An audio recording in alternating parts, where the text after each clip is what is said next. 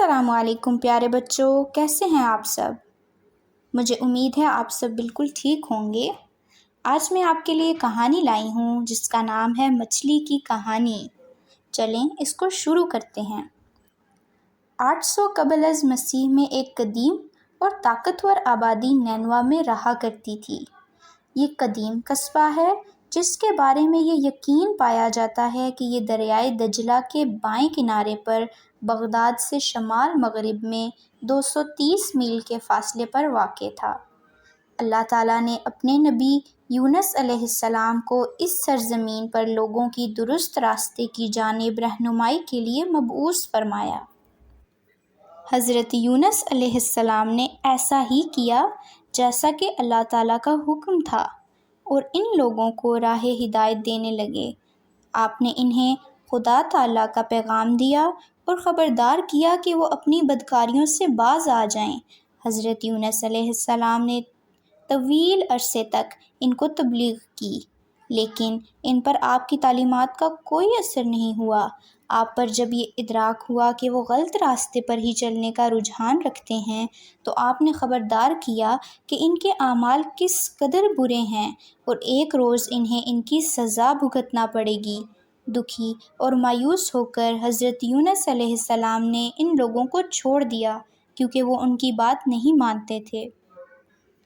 حضرت یونس علیہ السلام شہر سے باہر آ گئے اور آپ کا رخ بندرگاہ کی جانب تھا جہاں جہاز روانگی کے منتظر تھے۔ حضرت یونس علیہ السلام کو معلوم ہوا کہ ایک جہاز دور دراز کے علاقے کی جانب روانہ ہو رہا ہے۔ آپ جہاز پر سوار ہو گئے۔ جہاز نے جیسے ہی سفر کا آغاز کیا، آسمان پر تاریکی چھا گئی اور شدید طوفان آیا۔ ہوا کی شدت کے باعث سمندر کی لہریں اوپر اٹھ رہی تھیں اور جہاز سے ٹکرا رہی تھیں۔ طوفان مزید بدترین رخ اختیار کر گیا۔ سمندر کی لہریں کئی فٹ بلند ہونے لگیں اور پانی جہاز کے عرش میں داخل ہونے لگا۔ بادبانوں نے پوری کوشش کی کہ وہ جہاز کو ڈوبنے سے بچائیں۔ انہوں نے جہاز میں سے کچھ سامان بھی پھینک دیا تاکہ جہاز کو ڈوبنے سے بچایا جا سکے، لیکن طوفان کے سامنے جہاز ماچس کی تیلی دکھائی دے رہا تھا۔ وہ جلد ہی جان گئے کہ جہاز ٹوٹ جائے گا اور وہ سب ڈوب جائیں گے۔ جہاز کے مسافروں نے سوچا کہ ان کی بری قسمت کی وجہ یہ ہے کہ جہاز میں اپنے آقا سے بھاگا ہوا کوئی غلام سوار ہے۔ انہوں نے بھاگے ہوئے غلام کی تلاش کے لیے قرعہ نکالا تاکہ اسے جہاز سے پھینک دیں۔ قرعے میں حضرت یونس علیہ السلام کا نام نکلا، چنانچہ آپ کو مجبور کیا گیا کہ وہ جہاز سے چھلانگ لگا دیں۔ حضرت یونس علیہ السلام پانی میں جان بچانے کے لیے ہاتھ پاؤں مار رہے تھے، سانس لینے کی کوشش کر رہے تھے، جب ایک بڑی ویل مچھلی سمندر کی گہرائی سے بلندی پر آئی اور آپ کو نگل گئی۔ وہ مچھلی جس نے حضرت یونس علیہ السلام کو نگلا وہ ممکنہ طور پر سپرم ویل تھی۔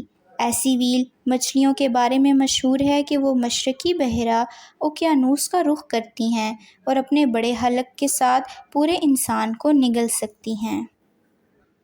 حضرت یونس علیہ السلام نے اچانک خود کو ایک بڑی مچھلی کے اندر تاریک میں دیکھا۔ وہ بھیگ چکے تھے اور ڈوبے نہیں تھے، وہ اب بھی زندہ تھے۔ حضرت یونس علیہ السلام کو اب یہ ادراک ہوا کہ وہ اللہ تعالیٰ کی جانب سے لگائی گئی ذمہ داری پوری کیے بغیر قبل از وقت نینوا کو چھوڑ آئے ہیں۔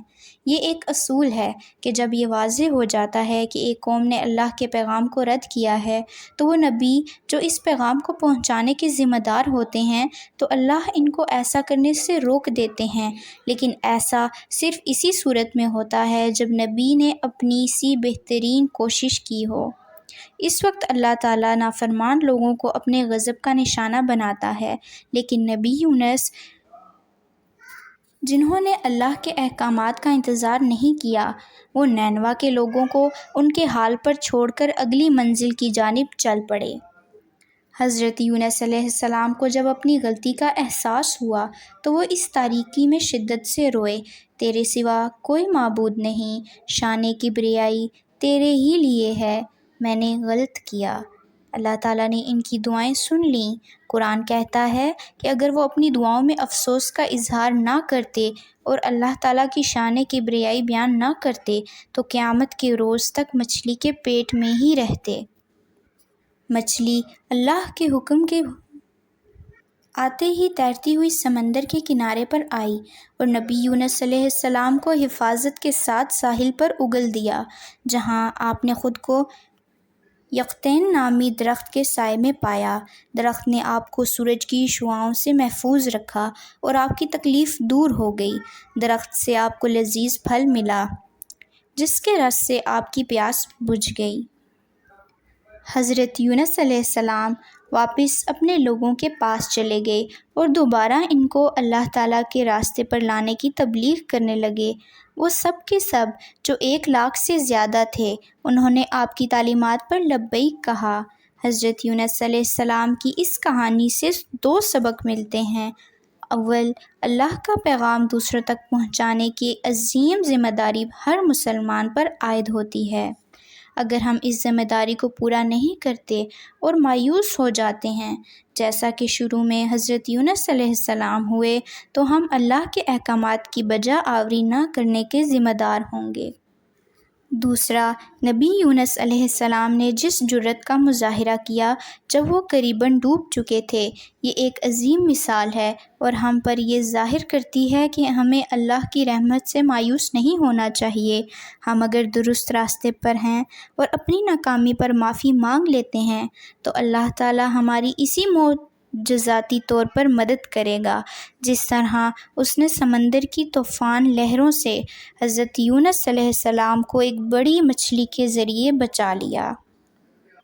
تو پیارے بچوں، یہ کہانی آپ کو کیسی لگی اور اس کہانی سے آپ نے کیا سیکھا، یہ مجھے ضرور بتائیں۔